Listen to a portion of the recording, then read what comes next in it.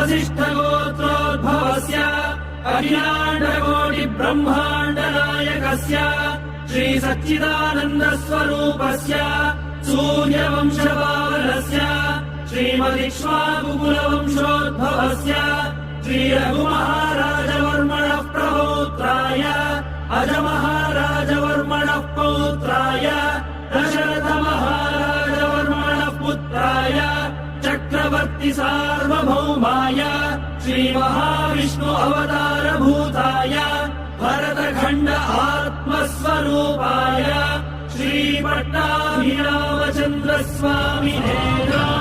श्रीरामचन्द्रम् सीता लक्ष्मण भरत शत्रुघ्न सहित सदा